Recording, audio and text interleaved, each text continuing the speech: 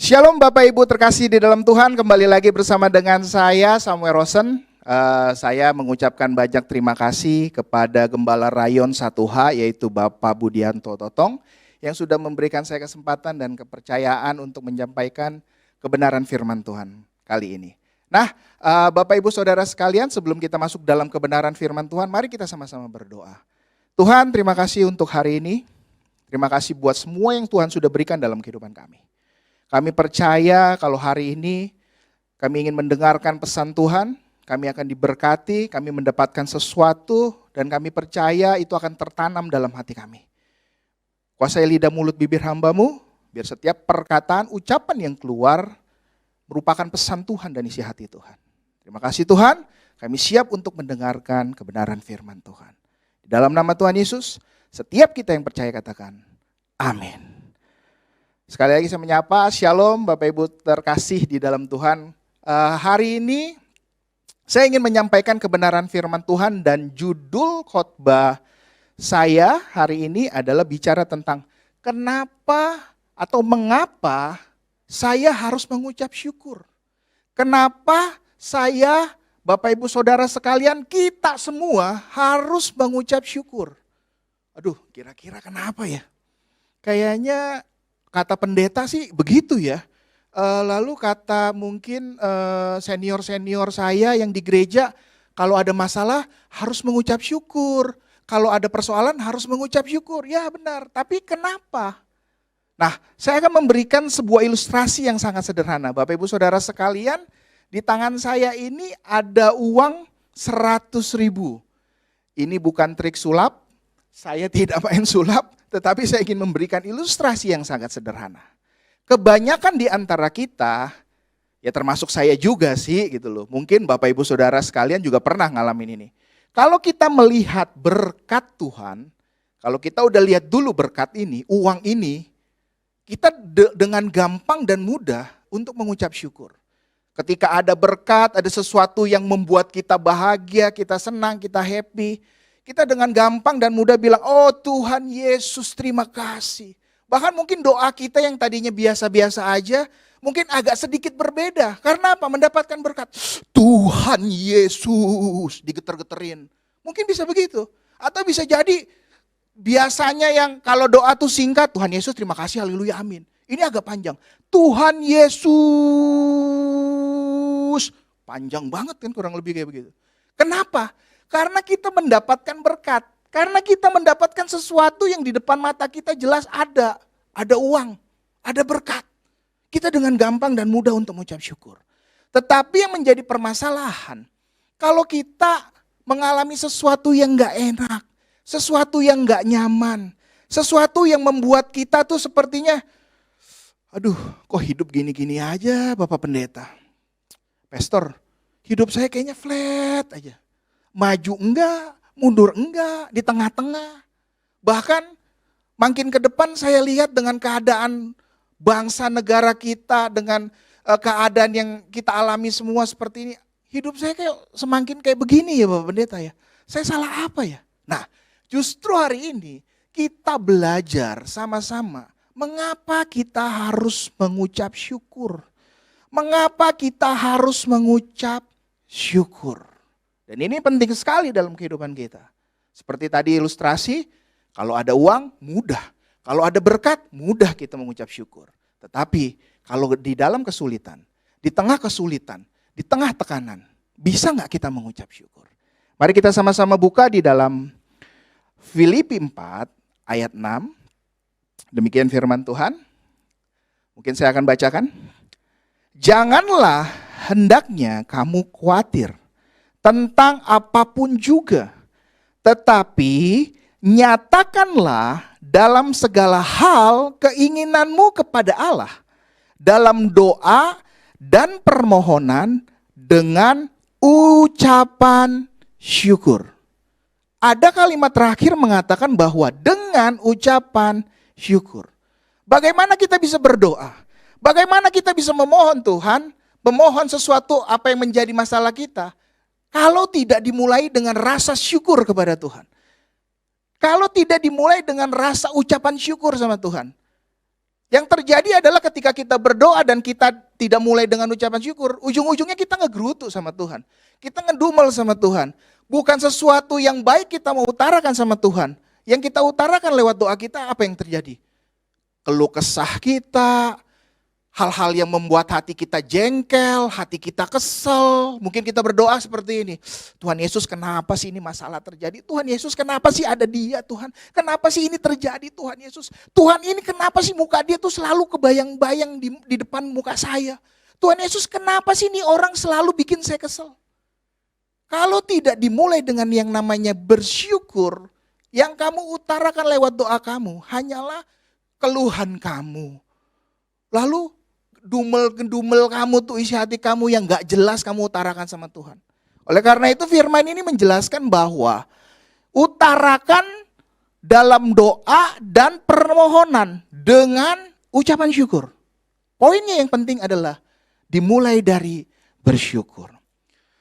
Ada satu kisah yang menarik, seorang sales. Sales ini ditaruh di sebuah daerah. Mungkin kisah ini udah sangat populer atau Bapak Ibu Saudara sekalian sering mendengarkan kisah ini. Ada satu sales ditaruh sama bosnya untuk menawarkan produk di satu daerah. Dan di daerah itu ternyata semua penduduknya sama sekali tidak memakai sendal dan juga tidak memakai sepatu. Sedangkan sales ini adalah sales yang menawarkan sendal sama sepatu. Sales A berkata ketika ditawarkan di desa itu, dia bilang, ini gimana ceritanya saya bisa laku sendal sama sepatu saya? Orang semua penduduk di sini aja nyeker, kagak pakai sendal, kagak pakai sepatu, kalau bahasa Jermannya ciaka. Nah, kurang lebih begitu. Lalu si sales ini bilang, aduh ini si bos ada-ada aja ya. Ini gimana bisa saya menawarkan, orang tiap hari aja mereka nggak pakai sendal, nggak pakai sepatu. Lalu si sales ini komplain. Dia telepon ke perusahaannya, dia bilang sama bosnya, bos ini nggak bakal bisa kita ngejualan nih, nggak bakal laku. Boro-boro menuhin omset. Bagus aja kalau ada yang mau lihat produk kita. Orang semuanya di sini nggak pakai sendal, orang semuanya di sini nggak pakai sepatu, gimana mau laku? Lalu si sales ini komplain, akhirnya si bos ini tarik dia kembali ke perusahaannya, ditarik. Lalu dikirim lagi si sales yang B. Ya kan? Si sales B ini datang ke desa itu. Ketika dia lihat di situ, semua penduduknya yang ada di situ nggak pakai sendal, nggak pakai sepatu. Tetapi sales ini bilang, waduh, ini dia nih, target nih. Kalau saya jualan sepatu sama sendal ini, pasti saya laku. Karena belum ada sendal, belum ada sepatu di daerah sini, di desa ini. Makanya saya harus semangat. Makanya saya harus berjuang supaya apa yang saya tawarkan, apa yang saya jual ini bisa laku.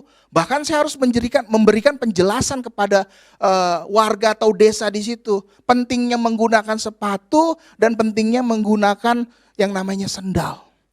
Singkat cerita, si sales B ini berjuang dan dia melihat peluang yang ada di daerah situ.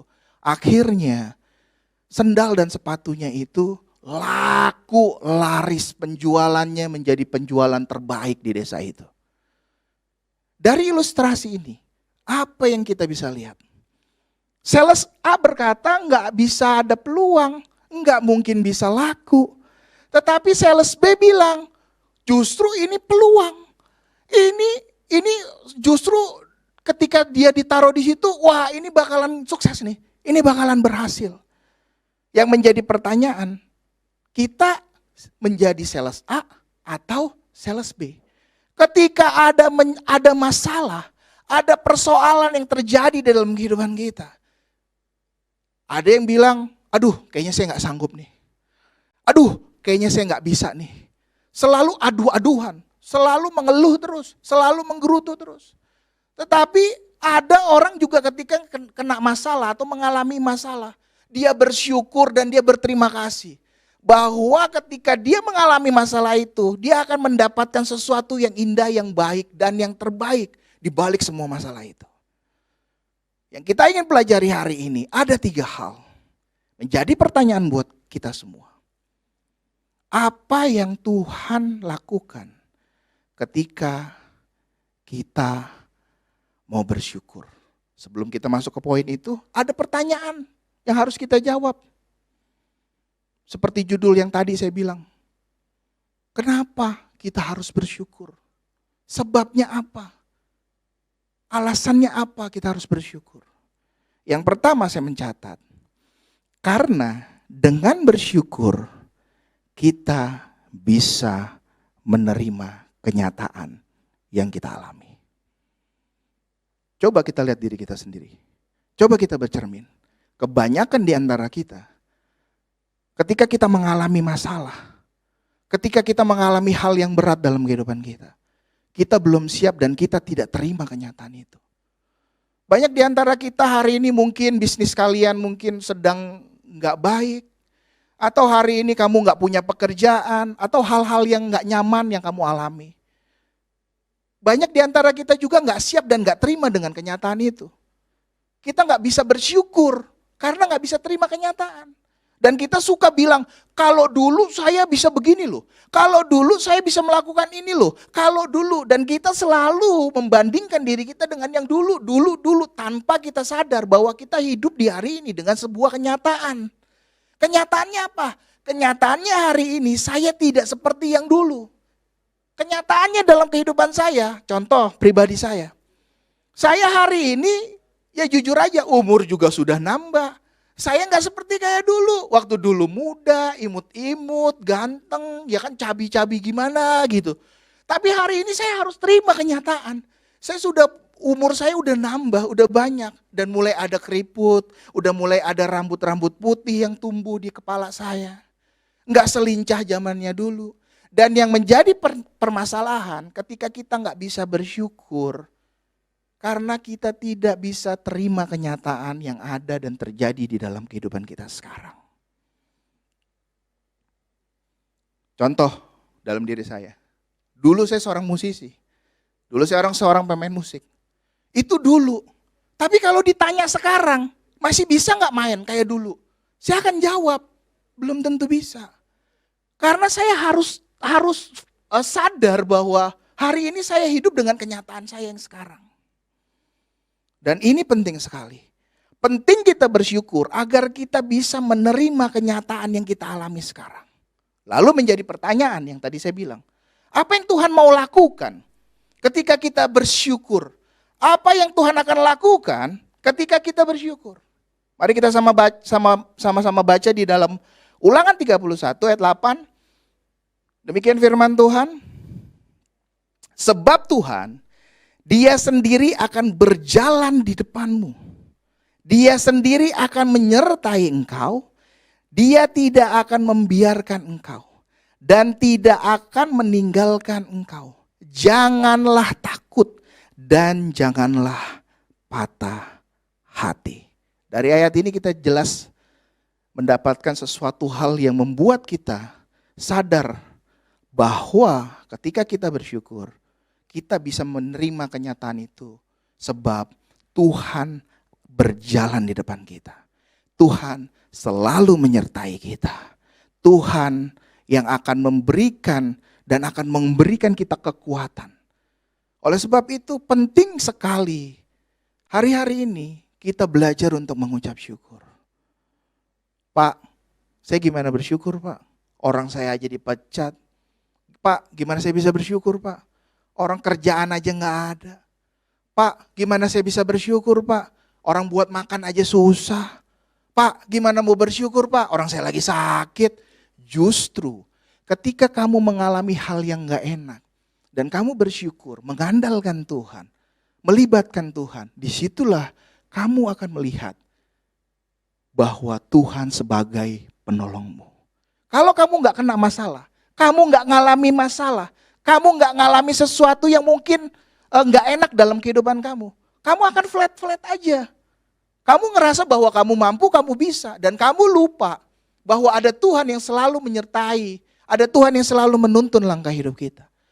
Oleh karena ada masalah, karena ada hal yang gak nyaman, justru membuat kita melihat bahwa wow, Tuhan itu luar biasa. Sebagai penolong, sebagai Tuhan yang melakukan mujizat dalam kehidupan saya. Wow, dia memang Tuhan yang hidup. Justru ketika ada masalah, mari kita belajar bersyukur. Sehingga kita bisa menerima kenyataan yang ada, yang terjadi di dalam kehidupan kita. Itu yang pertama. Lalu yang kedua, seperti pertanyaan yang tadi di awal, kenapa kita harus bersyukur? Yang kedua, karena ketika kita bersyukur, kita bisa melihat hal yang baik di balik masalah yang kita hadapi. Saya ulangi, karena dengan bersyukur, kita bisa melihat hal yang baik di balik masalah yang kita alami. Mari kita sama-sama baca di dalam Ayub 23 ayat 10. Demikian firman Tuhan. Karena ia tahu jalan hidupku. Seandainya ia menguji aku akan timbul seperti emas. Coba kita lihat kisah Ayub. Ayub kurang menderita apa? Ayub kurang sengsara apa? Ayub kurang mengalami hal apa? Coba kita juga introspeksi dan lihat diri kita. Apakah yang kita alami jauh lebih hebat daripada Ayub alami? Ayub sudah semuanya habis, mengalami penyakit. Tapi ketika kita baca di dalam ayat 23, ayat 10, dia bilang, karena ia tahu jalan hidupku. Karena Tuhan tahu apa yang terbaik buat hidupnya Ayub. Seandainya Tuhan menguji Ayub, maka Ayub percaya Ayub akan timbul seperti emas. Begitu juga dengan kita. Terkadang kalau punya masalah dalam kehidupan kita nggak ngelihat sesuatu yang baik. Tapi justru kita berpikir, kenapa Tuhan? Kenapa Tuhan? Mengapa Tuhan? Kok bisa begini Tuhan? Apa sebabnya Tuhan? Dosa saya apa? Kesalahan saya apa? Kok Tuhan sepertinya jauh dari saya? Kok sepertinya Tuhan jahat ya ninggalin saya? Sehingga masalah ini gak kelar-kelar Tuhan. Kok masalah ini sepertinya berat banget Tuhan? Sama berat badan saya masih beratan masalah saya Tuhan. Makanya pas nimbang buset 2 kali lipat. Terkadang kita suka bilang berat banget. Dan ternyata kita suka lebay. Masalah itu kita bisa atasi. Dan yang menjadi masalah adalah kita tidak mau melihat di balik masalah itu ada sesuatu yang indah, yang baik yang Tuhan mau sediakan buat kita. Kita terlalu fokus dengan masalahnya. Kita terlalu fokus dengan masalah itu sehingga masalah itu besar dan membuat kita menjadi orang yang sepertinya agak lebay dengan masalah itu. Dan hari ini kita sama-sama belajar. Ketika kita bersyukur, yang kita dapati adalah apa? Kita belajar untuk melihat sesuatu yang baik di dalam masalah itu. Saya kasih contoh kesaksian dalam kehidupan saya. Dulu saya bilang saya seorang musisi. Masuk menjadi seorang hamba Tuhan, sesuatu yang gak mudah. Sesuatu yang gak gampang. Saya kuliah di salah satu sekolah teologi yang ada di Jakarta ini. Dan itu merupakan sebuah proses yang gak enak dan gak nyaman. Saya ikuti perkuliahan itu kurang lebih hampir 4 tahun. Di dalam mengikuti studi, dalam mengikuti pelajaran itu, ada hal yang membuat saya tuh gak nyaman. Aduh Tuhan, umur segini belajar bahasa Ibrani. Ya ampun Tuhan, ngomong bahasa Inggris aja blepot, taunya yes no. Kalau enggak no smoking, itu juga ngelihatnya di pom bensin. Pas di pom bensin no smoking. Ini suruh masuk kuliah, suruh belajar bahasa Ibrani, Yunani, belajar filsafat, belajar yang lain-lain. Ya ampun Tuhan, umur udah segini kali ini, udah kepala 3 mau masuk kepala 4. Saya merasa bahwa ini masalah nih. Saya merasa bahwa kok mesti ya, harus ya, saya belajar kuliah teologi harus ya di umur saya yang udah menurut saya sih muda enggak, tua enggak, ya sedang-sedang lah. Kenapa saya harus meribetkan diri saya sendiri? Kenapa saya harus membuat diri saya itu ribet dengan kuliah itu? Saya nggak tahu ketika saya coba beralih dari seorang musisi masuk ke menjadi seorang hamba Tuhan dan saya belajar. Saya tanya seorang, pada seorang hamba Tuhan, dia bilang, saya bilang begini, Pastor, saya nih bingung nih, saya mau balik lagi main musik di sekuler atau jadi hamba Tuhan. Pastor itu dengan santai dan ngomongnya, udah kamu nggak usah main-main kayak gitu musik di sekuler lagi. Kamu jadi hamba Tuhan aja. Ya Tuhan tolong, jadi hamba Tuhan. Itu sesuatu hal yang berat loh buat saya. Jadi hamba Tuhan nggak gampang. Harus menjadi contoh, jadi teladan. Hidupnya juga harus lebih baik. Kamu ceramahin orang, kamu ngomongin orang, kamu nasehatin orang. Tapi kalau diri kamu nggak seperti yang kamu omongin, buat apa kamu jadi hamba Tuhan? Itu menjadi sesuatu yang berat dalam kehidupan saya. Saya suruh jadi hamba Tuhan yang biasanya main di kafe, main di klub. Ini jadi hamba Tuhan. Iya kali. Kurang lebih anak muda jawab, iya kali. Tapi saya belajar untuk coba. Saya lihat sesuatu di balik masalah ini pasti ada rencana Tuhan yang indah. Ada hal yang indah yang Tuhan mau berikan dalam kehidupan saya. Singkat cerita, saya coba masuk. Nah itu yang tadi saya bilang. Awalnya semangat. Masuk kuliah di tahun pertama. Woi semangat. Ketika masuk dalam perkuliahan, siswa itu yang ikut kuliah kurang lebih ada 25-30 orang. Dan saya bilang, wih asik juga nih ternyata ya. Kuliah rame, punya teman banyak. Wah temennya hamba-hamba Tuhan, saling menguatkan. Wah semester 1 mah kompak semua. Semester 1, semester 2 kompak. Yuk kita habis kuliah, kita kebersamaan yuk. Waduh makan bareng, seru. Semester 1, 2, 3. Masuk semester 4, gugur berapa orang. Ya kan? Makan-makan, kebersamaan udah mulai hilang. Wih, saya lihat, kok jadi begini urusannya? Jadi beda ya, gitu loh. Kok ini makin jadi masalah ya? Kurang lebih begitu. Lalu berikutnya masuk lagi semester 6, menjelang semester 7 dan akhirnya persiapan proposal skripsi dari 30 orang yang ikut dalam proposal cuma 5 orang. Bisa dibayangkan, itu masalah buat saya. Dan ketika 5 orang itu salah satunya saya ada di situ.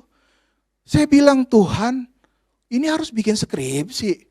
Waduh, ribet banget nih urusannya nih begini. Tapi saya terus percaya di balik semuanya itu ada rencana Tuhan yang indah. Di balik semuanya itu ada maksud dan rencana Tuhan yang terbaik dalam kehidupan saya.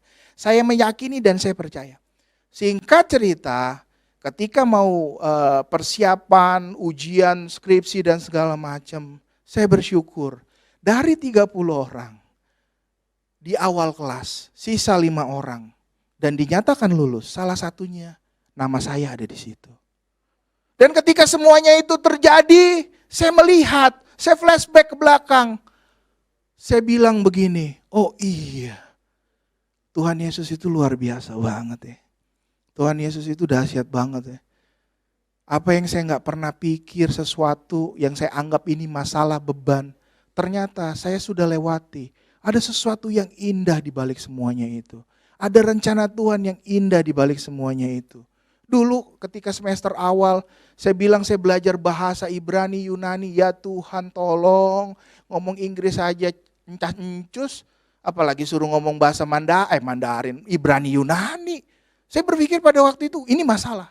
Tapi ketika saya sudah lewati semuanya itu, dalam proses saya terus bersyukur. Saya terus bersyukur, saya ikutin dan saya nikmatin apa yang saya alami itu. Ketika saya bersyukur, saya lihat bahwa ada rencana Tuhan yang indah di balik semua yang sudah saya lewati. Dan akhirnya saya lulus dan saya lihat bahwa hari ini saya mengucap syukur. Saya sudah kelar semua perkuliahan saya. Dan yang membuat saya bersyukur adalah ketika salah satu rekan saya yang yang kerja di perkuliahan itu, dia menjadi salah satu tata usaha di situ dan sekretariat di situ. Dia bilang begini sama saya, Sam, jujur ya, saya tuh sebenarnya nggak yakin loh kamu tuh lulus, tapi kamu bisa lulus itu luar biasa. Saya juga bilang, kalau ibu bilang luar biasa, apalagi saya, amazing saya bilang, saya bisa lulus. Tapi itu semua yang saya lihat bahwa ketika ada masalah, kita bersyukur, ada sesuatu yang indah di balik semuanya itu. Ada rencana Tuhan yang indah yang Tuhan mau siapkan buat kita. Oleh sebab itu, yang kedua kita ingat bahwa ketika kita bersyukur, kita bisa melihat hal yang baik di balik masalah yang kita alami. Lalu yang terakhir, poin yang ketiga, kenapa sih? Mengapa kita harus bersyukur? Yang ketiga, saya mencatat bahwa dengan bersyukur, kita belajar untuk berserah kepada Tuhan. Dan percaya bahwa Tuhan akan memberikan yang terbaik dalam kehidupan kita. Mari kita sama-sama buka di dalam Mazmur 55 ayat 22. Mungkin ini ada terjemahan baru, ada yang di 22 atau yang di 23. Saya akan bacakan firman Tuhan. Serahkanlah khawatirmu kepada Tuhan, maka Ia akan memelihara engkau. Tidak untuk selama-lamanya, dibiarkannya orang benar itu goyah. Secara manusia, ketika kita melihat masalah, pasti timbul yang namanya khawatir. Timbul yang namanya panik. Timbul yang namanya stres. Timbul yang namanya hal-hal yang membuat kita tuh lupa bahwa kita punya Tuhan. Lupa bahwa ada Tuhan yang selalu menyertai kita dan selalu menolong kita. Kita selalu mengandalkan kekuatan kita, pikiran kita, logika kita. Aduh, kayaknya ini gak bakal bisa selesai, ini kayaknya gak bakal bisa terselesaikan, ini kayaknya sepertinya, dan banyaklah yang kita omongkan, yang kita omongin itu keluar hal-hal yang gak mungkin. Tetapi hari ini kita belajar, dengan kita bersyukur, kita belajar berserah, menyerahkan diri kita kepada Tuhan. Dan percaya bahwa Tuhan akan memberikan hal yang terbaik dalam kehidupan kita. Saya tutup dengan satu kesaksian. Saya kemarin ini Desember tanggal 8, saya kena COVID. Saya kena COVID, pada saat itu diperiksa, singkat cerita CT saya itu 19 apa 20. Lalu semua pada panik, pada bilang kamu harus ke dokter, kamu harus cepat-cepat dirawat di rumah sakit karena ini bahaya, karena dari CT-nya kamu ini membuat kamu tuh takutnya kamu sesak nafas dan berakibat buruk terhadap diri kamu. Pada waktu saya kena itu, saya hampir mau dibawa ke rumah sakit. Tapi saya bilang begini, saya nggak mau ke rumah sakit. Saya nggak mau, saya mau di rumah aja. Ketika pada hari paginya, kayak saya PCR, dan saya merasakan gejala panas dalam tubuh saya. Yang saya lakukan, saya sembah Tuhan, saya muji Tuhan, saya berdoa, saya masuk kamar. Saya bilang sama Tuhan, Tuhan kalau ini terjadi dalam kehidupan saya, kalau ini terjadi dalam diri saya pasti akan dilindungi dan dijaga Tuhan. Saya akan ditolong Tuhan, saya akan ada di dalam proteknya Tuhan. Semua pada panik suruh saya masuk rumah sakit. Singkat cerita, saya mengalami itu kurang lebih hampir 2 minggu. Di minggu pertama saya nggak mengalami gejala apa-apa, cuman hari pertama itu panas tinggi sekali. Lalu hari kedua berangsur turun dan pulih. Lalu 1 minggu setelah itu penciuman saya hilang. Itu keluarga, istri, anak saya pada tanya, itu gimana sih Samuel? Kamu sesak nggak nafasnya? Enggak, saya bilang saya nggak ngalamin apa-apa. Saya nggak ngalamin apa-apa dan saya sepertinya sehat-sehat aja. Dan saya salah satu orang yang disebut dengan OTG, orang tanpa gejala. Berakhir, lewat 2 minggu, saya swab lagi PCR dan hasilnya negatif. Berikutnya, saya cek lagi, 1 minggu PCR kedua, hasilnya puji Tuhan negatif. Apa yang saya dapat dari peristiwa yang saya alami? Ketika orang panik ngalamin masalah, apalagi kena yang namanya COVID. Orang bingung mau bagaimana. Secara manusia kita pasti melakukan hal yang sama. Bahkan saya sudah dipersiapkan di satu rumah sakit, sudah ada ruangannya. Tapi ketika saya mengalami itu, saya bilang saya punya Tuhan. Saya bersyukur sama Tuhan kalau apapun yang terjadi di dalam kehidupan saya.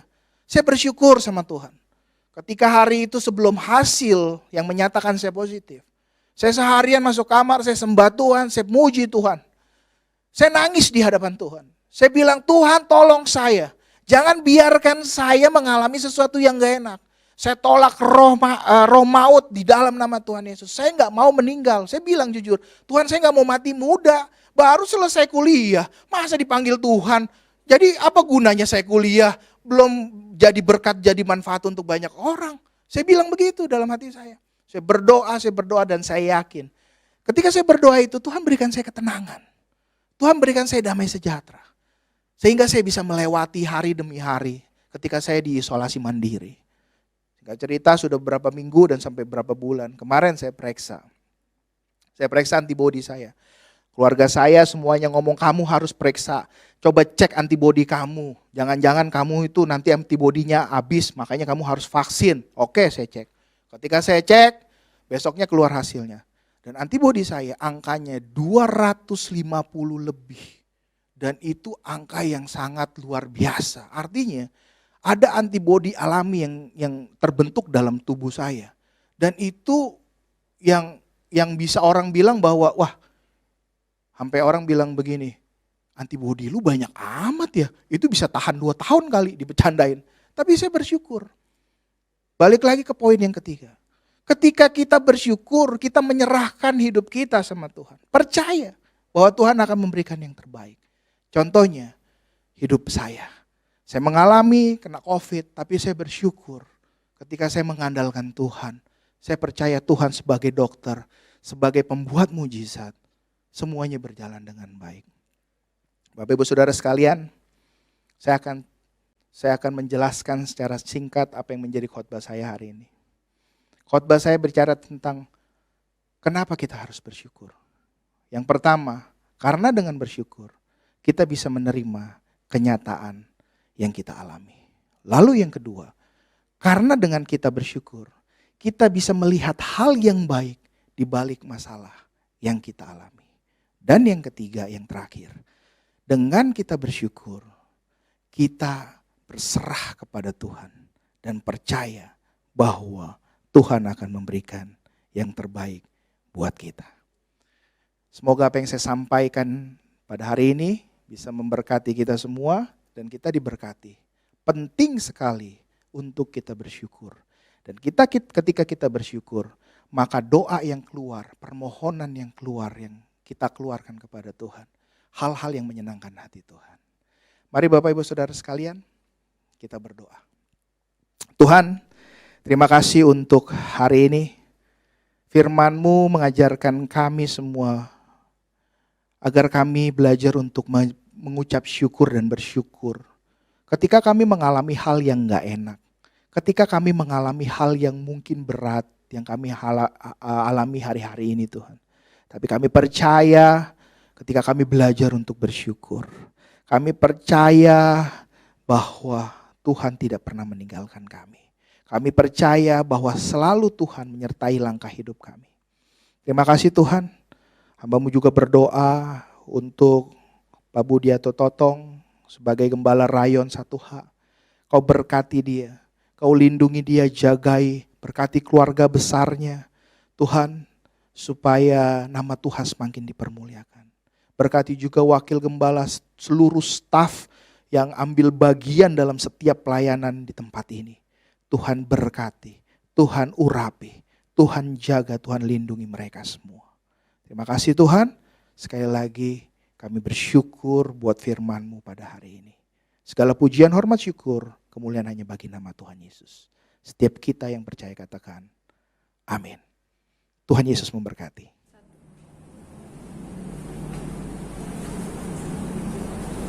Mari kita bangkit berdiri, kita akan memperkatakan visi Rayon 1H menjadi keluarga kerajaan Allah yang memenangkan jiwa-jiwa dan berdampak bagi dunia. Dengan nilai ikrar Rayon 1H, integritas, keintiman, rendah hati, antusias, inovatif, rela berkorban. Amin. Mari kita membaca Mazmur 91. Dalam lindungan Allah. Orang yang duduk dalam lindungan yang maha tinggi dan bermalam dalam naungan yang maha kuasa akan berkata kepada Tuhan, tempat perlindunganku dan kubu pertahananku, Allahku yang kupercayai. Sungguh, Dialah yang akan melepaskan engkau dari jerat penangkap burung, dari penyakit sampar yang busuk. Dengan kepaknya ia akan menudungi engkau. Di bawah sayapnya engkau akan berlindung. Kesetiaannya ialah perisai dan pagar tembok. Engkau tak usah takut terhadap kedahsyatan malam, terhadap panah yang terbang di waktu siang, terhadap penyakit sampar yang berjalan di dalam gelap, terhadap penyakit menular yang mengamuk di waktu petang. Walau 1000 orang rebah di sisimu dan 10.000 di sebelah kananmu, tetapi itu tidak akan menimpamu. Engkau hanya menontonnya dengan matamu sendiri dan melihat pembalasan terhadap orang-orang fasik. Sebab Tuhan ialah tempat perlindunganmu, yang maha tinggi telah membuat tempat perteduhanmu. Malapetaka tidak akan menimpa kamu, dan tulah tidak akan mendekat kepada kemahmu. Sebab malaikat-malaikatnya akan diperintahkannya kepadamu untuk menjaga engkau di segala jalanmu. Mereka akan menatang engkau di atas tangannya, supaya kakimu jangan terantuk kepada batu. Singa dan ular tedung akan kau langkahi, aku akan menginjak anak singa dan ular naga. Sungguh hatinya melekat kepadaku, maka aku akan meluputkannya, aku akan membentenginya, sebab ia mengenal namaku. Bila ia berseru kepadaku, aku akan menjawab, aku akan menyertai dia dalam kesesakan, aku akan meluputkannya dan memuliakannya. Dengan panjang umur akan kukenyangkan dia, dan akan kuperlihatkan kepadanya keselamatan daripadaku. Amin.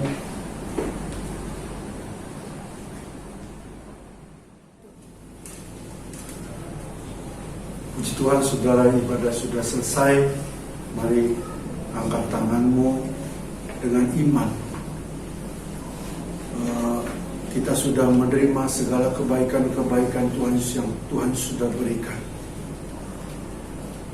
Berkat damai sejahtera sukacita yang berlimpah-limpah dari Allah Bapa melalui anaknya yang tunggal, Tuhan Yesus Kristus, persekutuan yang manis dengan Roh Kudus menyertai kita semua hari ini sampai Maranatha, Tuhan Yesus datang menjemput kita semua di awan-awan yang permai, bahkan kekal selama-lamanya.